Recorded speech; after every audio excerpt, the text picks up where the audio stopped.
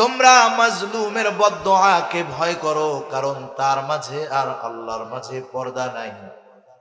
মাজলুম যখন জুলুমের শিকার হয়ে দোয়া করে, তার দোয়া যিনি কবুল করে নেন তিনি কে? সেই জন্য দুনিয়াতে যারা বিচার পায় নাই, আল্লাহ তাআলা সেই দিন নাই বিচার পাওয়ায়া দিবেন। লোকটা এবার বলবে, আল্লাহ, এই লোকটা দুনিয়াতে আমার হক নষ্ট করেছে, তাকে জান্নাতে দেওয়ার আগে আপনি তার থেকে আমার হকটা আদায় করে দেন। আল্লাহ তাআলাও তাকে জিজ্ঞাসা করবে, কি ব্যাপার, তোমার ব্যাপারে যে অভিযোগ দায়ের করা হচ্ছে এটা সত্য? কিয়ামতের দিন মিথ্যা বলার কোনো সুযোগ নাই। দুনিয়ার আদালতে মিথ্যা সাক্ষী পাওয়া যায়, মিথ্যা বয়ান দেওয়া যায়, বক্তব্য দেওয়া যায়, কিন্তু কিয়ামতের দিন মিথ্যা সাক্ষ্য দেওয়ার সাক্ষী পাওয়া যাবে না। বরং কিয়ামতের দিন কোন মানুষকে সাক্ষী হিসাবে লাগবে না, বরং তার কৃত আমলগুলো, কর্মগুলো, যেই অঙ্গ প্রত্যঙ্গ দিয়ে করেছে, তারাই তার ওই কর্মগুলোর ব্যাপারে সাক্ষী দিয়া দিবে।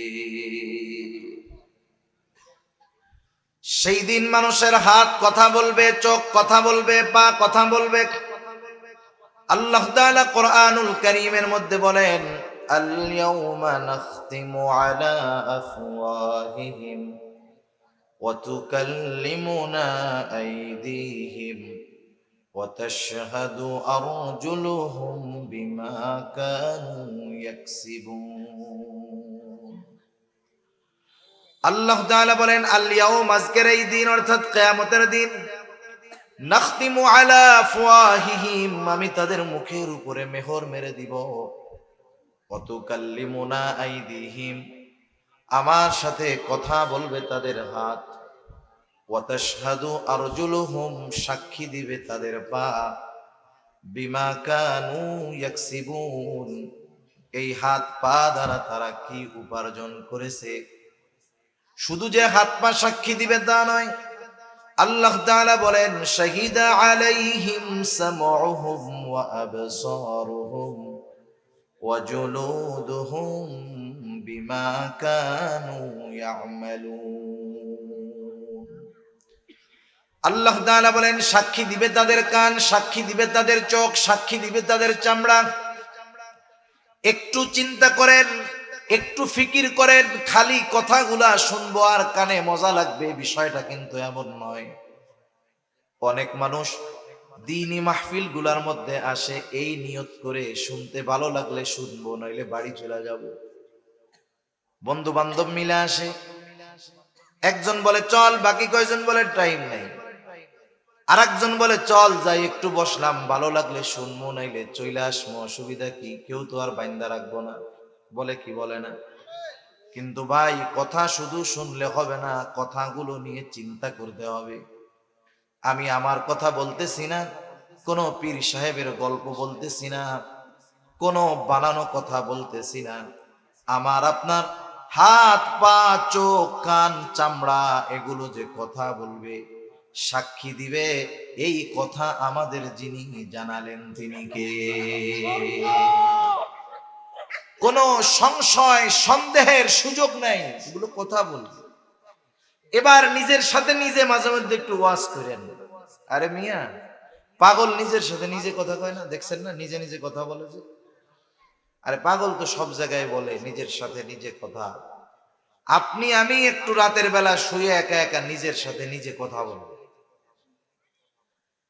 নিজে নিজে একটু ফিকির করব যে এই হাত দিয়ে কত পাপ করেছি, এই পা দিয়ে কত পাপ করতে গিয়েছি, এই চোখ দিয়ে কত গুনাহ করেছি, এই জবান দিয়ে কত অন্যায় কথা, খারাপ কথা, বকাঝকা দিয়েছি, এই কান দিয়ে কত গুনার জিনিস শুনেছি, একটু হিসাব করেন। এরা তো আল্লাহ তাআলার গোয়েন্দা। যখন কেউ কোনো তদন্তের জন্য, ছদ্মবেশে আসামি ধরার জন্য তদন্তে নামে, প্রয়োজনে গাড়ি চালায়, রিক্সা চালায়, ভ্যান চালায়, বাদাম বেচে, মাছ বেচে, কৃষি কাজ করে, চিন্তা করে দেখেন, কৃষকের সাথে মিশবে, কৃষক বুঝতে পারবে না গোয়েন্দা। এই হাত পা চোখ কান এগুলো হলো গোয়েন্দা, আমার আপনার কর্মের সাক্ষী। আজকে যতই আমার সাথে মজা নেক না কেন, কিয়ামতের দিন এরাই আমার বিপক্ষে সবচাইতে বড় সাক্ষী হয়ে দাঁড়ায়া যাবে। মিথ্যা বলার উপায় নাই। যেই অঙ্গ প্রত্যঙ্গ দিয়ে আমরা অন্যায় করি সেগুলাই কিয়ামতের দিন আল্লাহর সামনে আমার আপনার ব্যাপারে সাক্ষী দিবে, কথা বলবে। যাই হোক, লোকটা বলবে, হ্যাঁ আল্লাহ, আমার ব্যাপারে যা অভিযোগ দায়ের করেছে সত্য। আল্লাহ তাআলা বলবে, যাও তাকে তুমি তার হক আদায় করে দাও। পাহাড় পরিমাণ নেকের মালিক বলবে, আল্লাহ, এ তো দুনিয়া না, দুনিয়া যদি হইতো 1 শতক জমি নিয়েছি, বিনিময়ে 10 শতক দিয়ে দিতাম। এখন আমি জমি পাবো কোথায়, টাকা পাবো কোথায়? এইবার ওই বাদী বলবে, আল্লাহ, এ তো দুনিয়া না, দুনিয়ায় ওর সম্পদ দরকার ছিল, জোর করে অন্যায়ভাবে আমার সম্পদ দখল দিয়েছে। টাকা বাংলাদেশে চলে, সৌদি আরবে গেলে রিয়াল লাগে। এইবার ও বলবে, আল্লাহ, আমার জমির দরকার নাই, টাকার দরকার নাই, ওর তো পাহাড় পরিমাণ নেক আছে, ওর নেকের দ্বারা আমার হকটা আদায় করে দেওয়া হোক। এইবার পাহাড় পরিমাণ নেকের মালিক তার নেকি দিয়া হক আদায় করতে থাকবে। একের পর একজন আসবে, আল্লাহ তাআলার কাছে অভিযোগ করবে, আর পাহাড় পরিমাণ নেকের মালিক নেক দিয়া তাদের হকগুলো আদায় করতে থাকবে। একটা সময় মানুষের হক আদায় করতে করতে পাহাড় পরিমাণ নেকির মালিকের সব নেকি শেষ হয়ে যাবে। এখনো সিরিয়ালে অনেক মানুষ হক পাও না। এইবার ওই লোকটা বলবে, আল্লাহ, হক আদায় করতে করতে সব নেকি শেষ, এখন আমি কি করব? বাদীরা বলবে, আল্লাহ, ওর নেকি নাই, তাতে অসুবিধা নাই, ও আমাদের গোনাগুলো নিয়ে আমাদের হকটা আদায় করে দি। বাকি যত হকদার থাকবে সকলের গোনা তার নেওয়া লাগবে। নবীজি বলেন, এই লোকটার কোনো আমলের অভাব ছিল না, একটা জিনিসের সমস্যা, বান্দার হক নষ্ট করত, এই জন্য তার নেক আমল কাজে আসলো না, হকগুলো অন্যকে, নেকগুলো অন্যকে দিয়ে দেওয়া লাগলো। সেজন্য দুনিয়াতে সবচাইতে জটিল হক হলো বান্দার হক। দুনিয়াতে যদি হক সন্তান মা বাবার কাছে পায়, সন্তানের কাছেও যদি মা বাবা পায়, কিয়ামতের দিন কেউ কারো হক ছেড়ে দিবে না, কেউ ছাড়বে না। কোনো মতে যদি বুঝতে পারে যে আমি এর কাছে একটা হক পাইতাম, কিয়ামতের দিন ওইটা কেমনে আদায় করা যায় সে ব্যবস্থা করে যাবে। এজন্য 1 নাম্বার কথা হলো, কেউ যদি কোনোভাবে আমার আপনার কাছে কোনো হক পায়, দুনিয়ায় থাকতে সেই হক পরিশোধ করার চেষ্টা করব ইনশাআল্লাহ। সেজন্য হক এ দুনিয়াতে মা বাবার কাছে সন্তানও কিন্তু হক পায়। আমরা অনেক সময় বিভিন্ন জায়গায় গেলে অনেক মুরব্বী আইসা হাতে হাতে ধরে, বলে, বাবা, আপনি আমার ছেলের বয়সী একটা অনুরোধ করি। বলেন, কি অনুরোধ?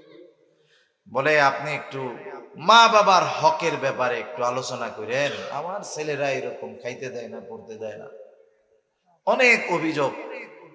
কিন্তু বাস্তবতা হলো, যেই মা বাবা সন্তানের কাছ থেকে হক বঞ্চিত, সেই মা বাবা কি তার সন্তানের হকগুলো আদায় করেছিল কিনা এটাও কিন্তু জানার দরকার।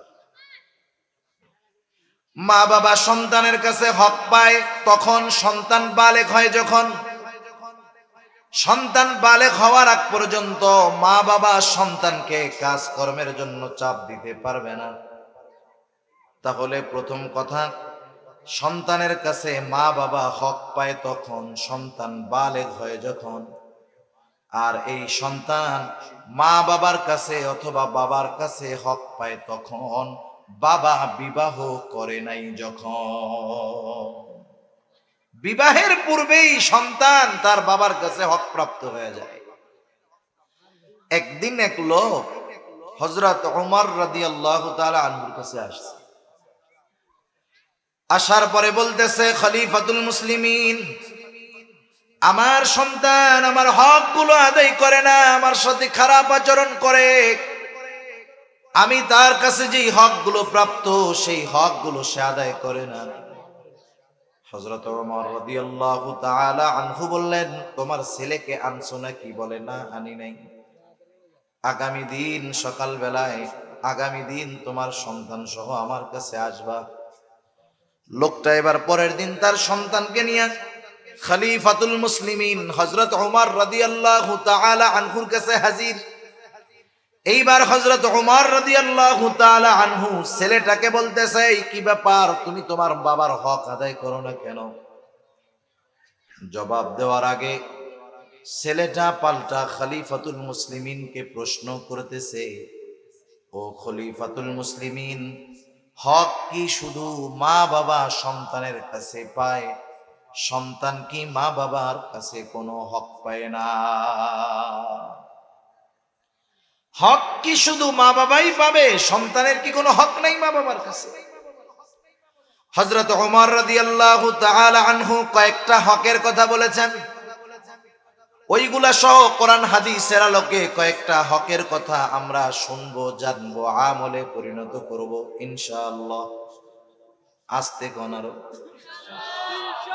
যেটি বিয়ে করে না এটি দিয়েছে পোলাপান, যেটির পোলাপান আছে এইগুলা মুখ দিয়ে কথা কয় না, পেছনের মুরব্বীরা কথাই কন না। আপনারা কথা কন না, এদিকে পোলাপান দুষ্টুমি করে। শুনবো, জানবো, আমল করব ইনশাআল্লাহ। আল্লাহ তৌফিক দান করেন। হযরত ওমর রাদিয়াল্লাহু তাআলা আনহু এক নম্বরে বললেন, পিতার কাছে সন্তানের অন্যতম প্রধান হক হলো একজন নেককার মা। খেয়াল দিয়া শুনে থাকলে জবাব দিবেন, বলেন তো সন্তান আগে নাকি মা আগে? আগে হলো মা, এরপরে সন্তান।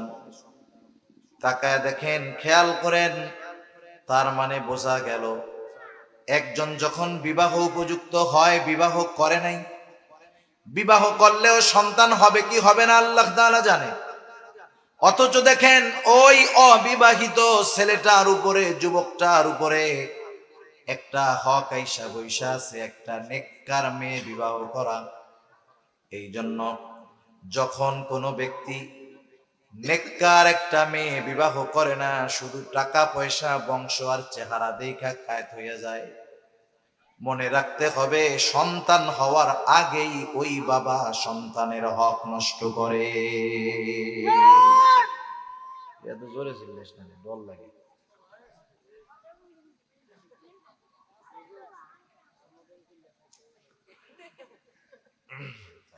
জজবা বেশি মনে হয়, তাই না? সন্তান দুনিয়ায় আসার আগেই সন্তানের হক নষ্ট করে বসতেছে কত বাবা। সেজন্য নবীও বলেন, বিবাহ করার সময় চারটা গুণ দেখে বিবাহ করা হয়।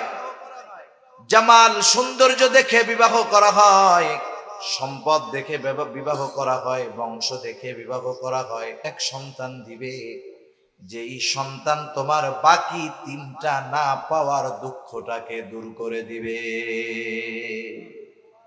আল্লাহ তাআলা চাইলে পারেন কি পারেন? এই জন্য বিবাহের ক্ষেত্রে দিনদারিত্বকে প্রাধান্য দেওয়া, এটা সন্তানের অন্যতম হক। এইবার যখন একটা দিনদার মেয়ে বিবাহ করবে, আল্লাহ তাআলা যদি ওই মেয়ের গর্ভে সন্তান দেয়, এবার ওই নারীর জন্য, বোনের জন্য কিছু করণীয় আছে। আমাদের দেশে তো দেখা যায় বর্তমান সময় যখন কোনো মেয়ে গর্ভবতী হয়, একেবারে ঘরের মধ্যে বসে তো আর নড়ে না। স্বামীরে বলে, বড় একটা মোবাইল ফোন কিনা দাও, এত সময় কেমনে কাটাবো, অথবা টেলিভিশন কিনে দাও, ডিশের লাইন লাগায় দাও, বসে বসে সময় কাটাবো আর দেখবো। মনে রাখবেন, এটা শুধু কোরআন সুন্নাহ বলে না, আধুনিক চিকিৎসা বিজ্ঞানও বলে। সন্তান যখন গর্ভে আসে, ওই মা যেই কাজ করে, কথা বলে, এক কথায় মায়ের সমস্ত কিছুর প্রভাব ওই গর্ভের সন্তানের উপরে এর প্রভাব পড়ে। ওই সময় যদি মা ভালো কাজ করে, ওর প্রভাবও সন্তানের উপরে পড়ে। মন্দ কাজ, গুনার কাজ যদি করে, এর প্রভাবও সন্তানের উপর পড়ে।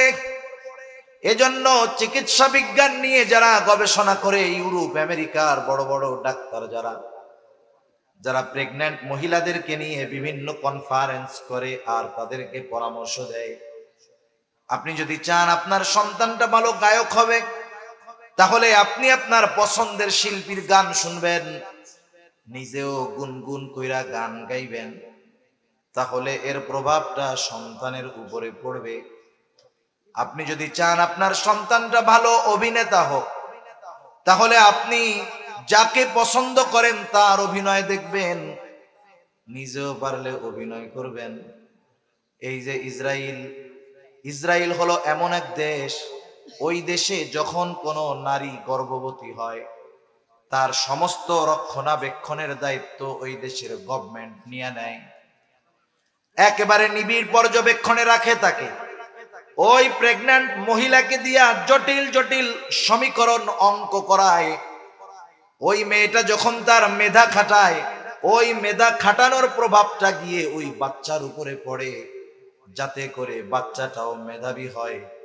চিন্তা কইরা দেখেন, গান শুনলে গান গাইলে যদি গায়ক হয়, অভিনয় করলে অভিনয় দেখলে যদি অভিনেতা হয়, বলেন তো কোনো মা যদি কোরআন শুনে, কোরআন পড়ে, দুরূদ শরীফ পড়ে, ইস্তেগফার পড়ে, তাহলে এর প্রভাব কি বাচ্চার উপরে পড়বে না? সারা জিন্দেগি উল্টা পাল্টা কইরা এরপরে মানত করে, আল্লাহ আমার পোলারে বাইজিদ বুস্তামি বানাই দিয়া। মিয়া, বাইজিদ বুস্তামি বানাইতে হইলে বাইজিদ বুস্তামির মতো মা হইতে হয়, এত সহজ না। সন্তান যখন এইভাবে চলতে থাকবে, এবার দুনিয়ায় যখন ভূমিষ্ঠ হবে সন্তান, রাসূলুল্লাহ সাল্লাল্লাহু আলাইহি ওয়াসাল্লাম এক হাদিসের মধ্যে বলেন, সন্তানের অন্যতম হক হইল তার ডান কানে আজান দিতে হবে, বাম কানে ইকামত দিতে হবে। আফসোস, সমাজের অনেক মানুষ এই জিনিসটা বোঝে না, জানে না। মনে করেন বাচ্চা হয়েছে হসপিটালে, বাচ্চা হয়েছে রাত ৩টার সময়, ফোন দিয়েছে ওই মহিলার স্বামীর কাছে যে শোনো, তোমার একটা ছেলে হয়েছে, আলহামদুলিল্লাহ।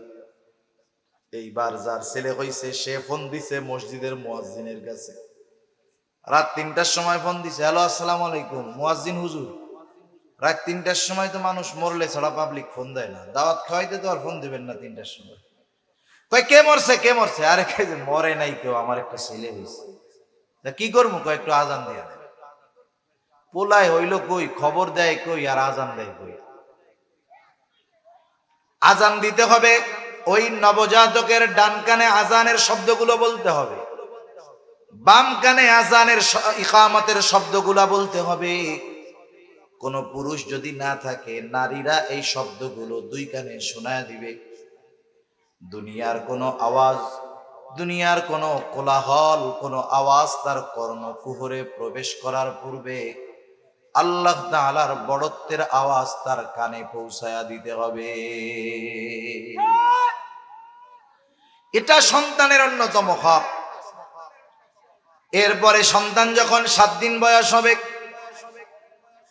সুন্দর একটা নাম রাখতে হবে তার, সুন্দর একটা নাম, যেই নামটা তার ধর্মীয় পরিচয় বহন করে। কিন্তু আফসোস, মুসলমান ধর্মীয় পরিচয় বহনকারী নামটাকে শুধু সার্টিফিকেটের মধ্যে রাখা দেয়, আর ডাক নামটা এমন রাখি, ডাক দিলে বোঝা যায় না এটা মুসলমান না অন্য ধর্মের। যদি ওই নামের কেউ থাকেন, রাগ হয়েন না। আব্দুর রহমান, কত সুন্দর নাম না? কিন্তু পুরা নাম হইল আব্দুর রহমান টনি।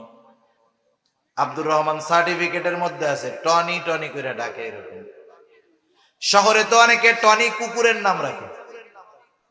টনি মুসলমানের নাম না খ্রিস্টানের নাম না বৌদ্ধের নাম, বোঝা যায়। সেই জন্য ডাক নামটা হবে এমন, ডাক দেওয়ার সাথে সাথে যেন বোঝা যায় এই লোকটা মুসলমানের সন্তান, নিজেও মুসলমান। আল্লাহ তাআলার কাছে নবীজি বলেন, প্রিয় নাম হলো আব্দুল্লাহ আর আব্দুর রহমান। যদি আব্দুল্লাহ আর আব্দুর রহমান বেশি হয়ে যায়, তাইলে আল্লাহর গুণবাচক যেই নামগুলো আছে ওইগুলোর সাথে আব্দ যোগ কইরা রাখা যায়, যেমন আব্দুল মালিক, আব্দুল খালেক, আব্দুস সামাদ, আব্দুস সবুর, আব্দুর রহিম, আব্দুল গফুর, এরকম নাম আছে না নাই? এই ধরনের নাম যখন কেউ রাখবে, ডাকার ক্ষেত্রেও সতর্ক হওয়া লাগবে। আব্দুর রহিমকে রহিম ডাকা যাবে না, গফুরকে, আব্দুল গফুরকে শুধু গফুর ডাকা যাবে না, আব্দুস সামাদকে শুধু সামাদ ডাকা যাবে না। আমাদের অবস্থা হইল আব্দুস সামাদকে শুদ্ধ ভাষায়ও সামাদ ডাকে না, মাঝে মধ্যে তেড়া বেকা করে কেউ সামাদ দে ডাকে না, এরকম ইসলামে নিষেধ কারো নাম এরকম ব্যঙ্গ করে ডাকা, এগুলো ইসলাম সমর্থন করে না, নিষেধ ডাকা। এগুলো জাহেলিয়াতের সময় মানুষকে আর এক মানুষ তার নামটারে ব্যঙ্গ করে ডাকবে, সেজন্য নাম যদি রাখে সুন্দরভাবে তার পরিপূর্ণ নাম ধরে আমরা ডাকবো। সুন্দর একটা নাম, এটা সন্তানের অন্যতম একটা হক। এরপরে এই সপ্তম দিন আকিকা দিবে। আকিকা যদি ছেলে হয় 2টা ছাগল দিয়া দিবে, মেয়ে হলে 1টা দিয়া দিবে। আর যদি সামর্থ্য না থাকে ছেলেও হোক 1টা দিয়া দিবে। 7 দিনের দিন সামর্থ্য নাই, পারলে 14তম দিনে দিবে, 14তম দিনে পারে নাই 21তম দিনে দিবে। এরপরেও যদি ওই সময় অ্যাবিলিটি না থাকে, পরবর্তীতে যখন পারে তখন দিয়া দিবে। কিন্তু অনেক মানুষ ইচ্ছা করে গাফলতি করে, টাকা পয়সা অ্যাবিলিটি সামর্থ্য থাকার পরেও বিলম্ব কইরা চিন্তা করে কোরবানির সাথে একসাথে দিয়া দি, মনে আছে না এরকম? এই জন্য কোরবানি যখন আসে দেখবেন এক গ্রুপ কোরবানির সাথে আকিকা দেওয়া যাবে না, এইসব হারাম, এইসব কইয়া উতরায় ফেলায়। আসলে আমলের ক্ষেত্রে যেটা সুন্নাহ তথা রাসূলুল্লাহ সাল্লাল্লাহু আলাইহি ওয়াসাল্লাম আমলের ক্ষেত্রে যেই পদ্ধতি বলছেন এটা অনুসরণ করা। ওই সময় যদি কেউ অপারগ হয় তখন জায়েজের পথে হাঁটবে। কোরবানির সাথে আকিকা দেওয়া জায়েজ, সুন্নাত নয়, দেওয়া যায়, জায়েজ। তবে আপনার সুন্নাতের উপরে আমল করার সুযোগ থাকার পরেও কেন আপনি জায়েজের দিকে যাবেন? আগের থেকে দিয়া দেন। ছেলে হইছে 2টা নাই, 1টা দিয়া দেন, হাদিসে আসছে 1টা দিয়েও দেওয়া যাবে। তারপরে তার মাথার চুল মন্ডন কইরা চুলের ওজন সমপরিমাণ স্বর্ণরূপ্য অথবা তার সমপরিমাণ মূল্য সদকা করে দিতে হবে। এরপরে ছেলেটা যখন আস্তে আস্তে একটু বড় হবে, মুখ দিয়ে কথার বুলি ফোটা শিখবে, ABCD হাট্টিমা ডিম টিম ঘোড়ার ডিম না শিখাইয়া সর্বপ্রথম তাকে তাওহীদের শিক্ষাটা দিতে হবে। শব্দ যখন শিখবে তখন আগে আল্লাহর নাম শিখাইতে হবে। আচ্ছা, পোলাপান যখন কান্না করে মাঝে মধ্যে ইচ্ছা করে না, কানতে কানতে ব্যাব ব্যাব করে বসে, ওই আব্বা কয় কি, দেখো দেখো দেখো আমার পোলা আমার আব্বা আব্বা করে ডাকছে, বলে না এরকম? খুশির ঠেলায় আখ্যান হয়ে যায়। বন্ধুদের কাছে বলে আমার ছেলে 6 মাস বয়স হয় নাই, আমার আব্বা আব্বা করে ডাকতেছে। একটু চিন্তা করেন, পোলাপান একটু আব্বা আব্বা করে ডাকলে কি খুশি হয়। ওই পোলাপানটা যদি আপনি একটু আল্লাহ আল্লাহ শিখান, ওই পোলায় যদি আল্লাহ আল্লাহ কয়, ওই মেয়েটা যদি আল্লাহ আল্লাহ বলে, আল্লাহ খুশি হবে না? জোরে বলেন না, খুশি হবে না? খুশি হবে। ছেলে মেয়ে বালেগ হওয়ার আগ পর্যন্ত, মুকাল্লিফ বিশার না হওয়ার আগ পর্যন্ত, সে যতদিন নাবালক অথবা নাবালিকা থাকে, মা বাবা যদি ওই সন্তানকে কোনো আমল শিখায়া দেয়, আমল, ছেলে মেয়ে যদি ওই আমল গুলা করে, ওই আমলের কারণে যেই সওয়াব হয়, ওই সওয়াব গুলো মা বাবার আমল নামায় যোগ হয়ে যায়। সেই জন্য সন্তানটা যখন বড় হবে আল্লাহর নাম শিখাবেন। যখন বাক্য বলা শিখবে, কবিতা আগে শিখায়েন না, লা ইলাহা ইল্লাল্লাহ মুহাম্মাদুর রাসূলুল্লাহ, এই বাক্যগুলা তাদেরকে আমরা আগে শেখাবো। এরপরে হযরত ওমরও বলেন, যখন ওই বাচ্চাটা বড় হবে শিক্ষা গ্রহণ করার মতো বয়স হবে, তখন ওই বাচ্চাকে কোরআনের শিক্ষায় শিক্ষিত করবে। এটাও সন্তানের অন্যতম হক, সন্তানকে দ্বীনি শিক্ষায় শিক্ষিত করা। রাসূলুল্লাহ সাল্লাল্লাহু আলাইহি ওয়াসাল্লাম জানায় দেন, তালাবুল ইলমি ফরিদাতুন আলা কুল্লি মুসলিম।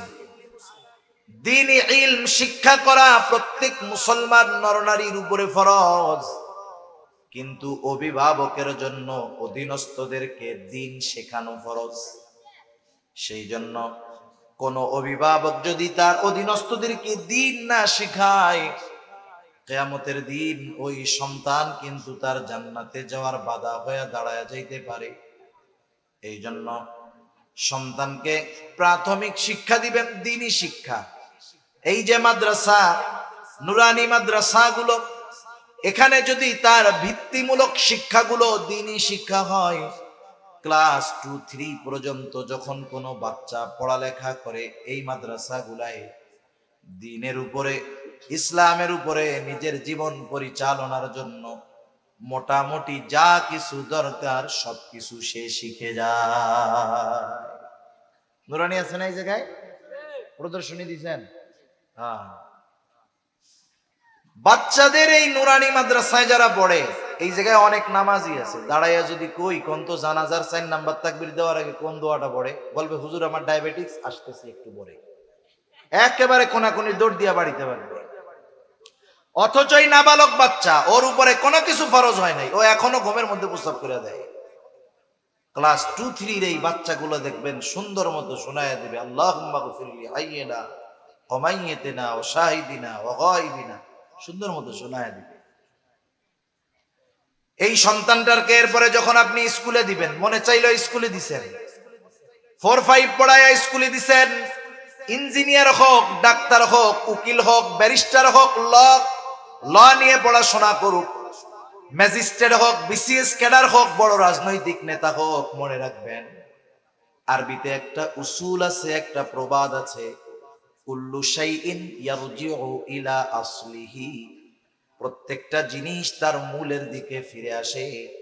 আমি বুকে হাত দিয়ে বলতে পারি, কসম করলে হলফ করা লাগবে না, হানেস হবে না, কসম করলে হানেস হবে না, যে ক্লাস 3-4-5 পর্যন্ত যেই ছেলেটা এই নুরানি মাদ্রাসা গুলায় পড়বে, ও দুনিয়ার লাইনে যে যত বিখ্যাত হোক না কেন, ও বেঈমান হবে না, ও নাস্তিক হবে না, ও ইসলাম বিদ্বেষী হবে না, কোরআন বিদ্বেষী হবে না, বরং জীবনের পড়ন্ত বেলায় আবার মূলের দিকে ফিরে আসবে, আল্লাহর পথের পথিক সে ইনশাআল্লাহ হয়ে যাবে।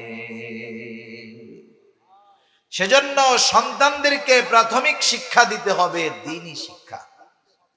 একটা সময় তো আমরাও ছোটবেলায় মক্তবে পড়ছি, স্কুল শুরু হইতো 10টায়। আলহামদুলিল্লাহ নোয়াখালীর মানুষ, নোয়াখালী আইসা ওয়াজ করা লাগতেছে আমাদের, অথচ গোটা বাংলাদেশের মধ্যে দ্বীন প্রচারের ক্ষেত্রে নোয়াখালীর হুজুরদের অনেক অবদান। মুন্সি সাহেব কইতে, তখন মুন্সি মুন্সি মুন্সি কয়া অনেকে বকা দেয়, আরে মুন্সি মানে হইল শিক্ষিত মানুষ। মুন্সি মানে কি? শিক্ষিত মানুষ। এই নোয়াখালীর মুন্সিরা বিভিন্ন এলাকায় মাদ্রাসা মসজিদে মক্তবে পড়াইত। অনেক মানুষ পরিবার নিয়ে, এলাকা ছাইরা পরিবার নিয়ে দ্বীনের মোহাব্বতে হিজরত করে চলে গেছে, দ্বীন শিখাইছে মানুষদেরকে।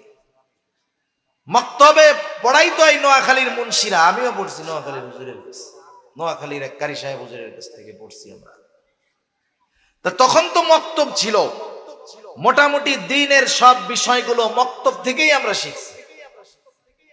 কিন্তু এক সময় মক্তব নিয়ে গভীর ষড়যন্ত্র, মক্তবকে ধ্বংস করার জন্য চলে আসলো কিন্ডারগার্টেন। আপনারা জানেন কি জানেন না এ কথা আমার জানা নাই। কিন্ডারগার্টেন গুলো এদেশে আসছে এনজিওদের হাত ধইরা। প্রথম এনজিওদের তত্ত্বাবধানে সব কিন্ডারগার্টেন গুলো পরিচালিত হইতো। এরপরে মুসলমান আস্তে আস্তে আকৃষ্ট হইল। প্রাইমারি স্কুলে যাইতাম 10টার সময়, কিন্তু কিন্ডারগার্টেন চালু হইল সকাল 6টার সময়। দুনিয়া লোভী মা বাবারা সন্তানদেরকে একটু ইংরেজি শেখানোর জন্য যখন ওই সন্তানগুলাকে ফজরের পরে উঠায়া কিন্ডারগার্টেনে পাঠানো শুরু করলো, দেখা গেল মক্তবগুলো নিষ্প্রাণ, মক্তবে ছাত্রছাত্রী নাই।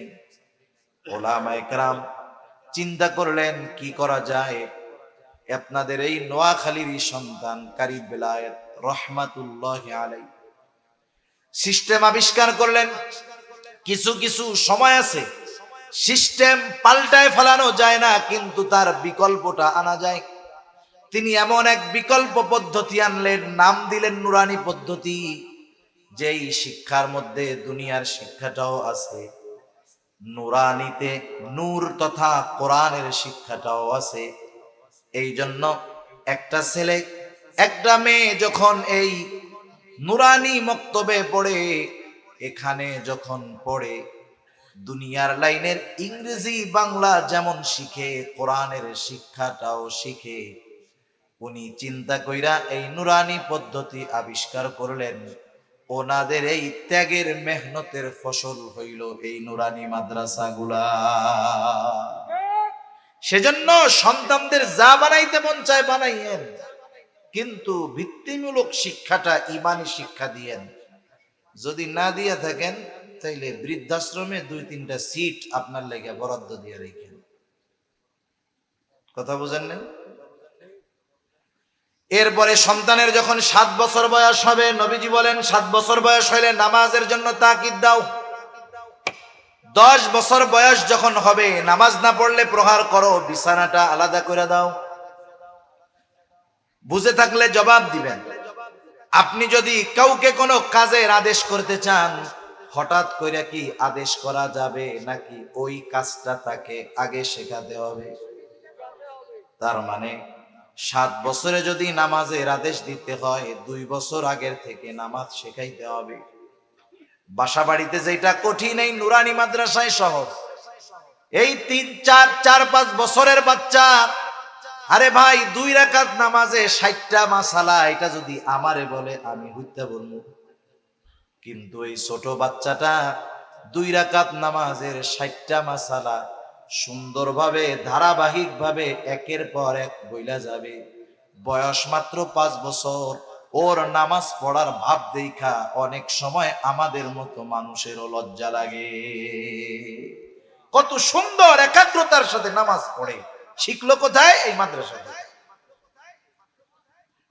সেই জন্য ছোট বাচ্চারা যারা আছে 5-6 বছর বয়স থেকে মসজিদে নিয়ে যাওয়ায় অভ্যস্ত হইতে হবে। আবার 3 বছরের ধরে নিয়ে যায় না, তাহলে আবার বিপদ। প্রস্রাব পায়খানা করে দিলে ঝামেলা। 5-6 বছর বয়স যখন নামাজের জন্য মসজিদে নিয়ে যাবেন, ছোট বাচ্চা মাঝে মধ্যে একটু দুষ্টুমি করতে পারে, অসুবিধা নেই, বিরক্ত হওয়া যাবে না। যদি ধমক দিয়া ওই 6-7 বছরের বাচ্চাটাকে মসজিদ থেকে এখন বাইর করে দেন, ওর যখন 16 বছর বয়স হবে, ধমক দিয়া বাইর করে দিছিলেন, 16 বছর বয়সে 2 পা ধরেও তাকে মসজিদে নিতে পারবেন না। সেজন্য আগে থেকে মসজিদের সাথে সম্পর্ক গড়তে হবে, সম্পর্ক গড়াইতে হবে। সম্পর্ক যদি মসজিদের সাথে গড়ে যায়, মসজিদের সাথে যদি মুহাব্বত গড়ে যায়, তাহলে এইটা বেনামাজি হবে না, পাক্কা নামাজি হবে ইনশাআল্লাহ। বেশি কষ্ট আর দিব না, কয়েক মিনিটের মধ্যে শেষ। এরপরে সন্তান যখন বালেগ হবে, বালেগ হওয়ার পরে অভিভাবকের দায়িত্ব হলো সন্তানকে বিবাহ দিয়ে দেওয়া। একটা ছেলে অথবা মেয়ে যখন বালেগ হয়, বিবাহ করা তাদের দায়িত্ব না, বিবাহ দেওয়া অভিভাবকের দায়িত্ব। আল্লাহ তাআলা কোরআনুল কারীমের মধ্যে বলেন, ওয়ানকিহুল আয়ামা মিনকুম ওয়াস-সালিহিনা মিন ইবাদিকুম ওয়া ইমাইকুম ইন ইয়াকুনু ফুকারা ইউগনিহিমুল্লাহ। আল্লাহ তাআলা বলেন, তোমাদের অধীনস্থ বিবাহ উপযুক্ত যারা আছে তাদেরকে তোমরা বিবাহ দিয়ে দাও। ইয়াকুনু ফুকারা ইউগনিহিমুল্লাহ, যদি তারা দরিদ্র হয় তাদেরকে ধনী বানায় দিবেন কে? তবে মুফাসসিরিনে কেরাম বলেন শর্ত আছে, শর্ত। বিবাহ দিতে হবে, বিবাহটা কিন্তু ইবাদত। ইবাদত আমরা বিবাহটাকে মনে করি এটা একটা সামাজিক কর্ম, কিন্তু বিবাহ ইবাদত। বলেন তো, ইবাদত সুন্নাত হোক আর নফল হোক আর ফরজ হোক, প্রত্যেকটা ইবাদতে নবীজির দেখানো পদ্ধতি আছে না নাই? সেই জন্য ছেলে হোক আর মেয়ে হোক, বিবাহটা দিতে হবে সুন্নাতি পদ্ধতিতে। যদি ওই বিবাহটা ইবাদত হিসাবে পরিগণিত করা যায়, ওই ছেলেটাও যদি দরিদ্র হয় তাকে আল্লাহ ধনী বানায় দিবে। কিন্তু ছেলেরে বিবাহ দিতে গিয়া অনেক বাপ মনে করে এটা তো আমার বড় বিজনেস, ছেলেকে এত কষ্ট করে লেখাপড়া শিখাইলাম, বিদেশ পাঠাইলাম, আর বিয়ার মাইয়া এমনিই ছেলের সাথে বিবাহ দিব, এটা হয়? এবার ডিমান্ড করতেছে এই টাকা দিতে হবে, ওই দিতে হবে, ঘর সাজায় দিতে হবে, ফ্রিজ নাই এইটা দিতে হবে। আছে না এরকম কিছু লোক? এরকম কিছু লোক আছে সন্তানকে বিক্রয় করে।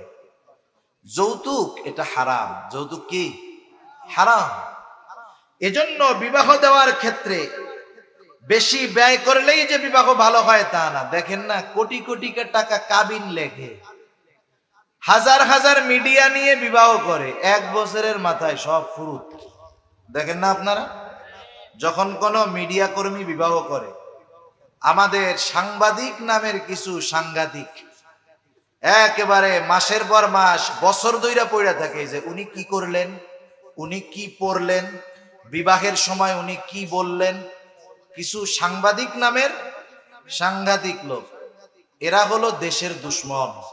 সাংবাদিকদের দায়িত্ব হলো দেশের অরাজকতা, দুর্নীতি, কোথায় কাজ করার দরকার, কোন সেক্টরে গাফলতি আছে, এগুলো দেশের সামনে, মানুষের সামনে তুলে ধরা, যাতে করে ওই সেক্টরের মানুষগুলো সতর্ক হয়ে যায়, ওই কাজগুলো যেন সহজে হয়ে যায়।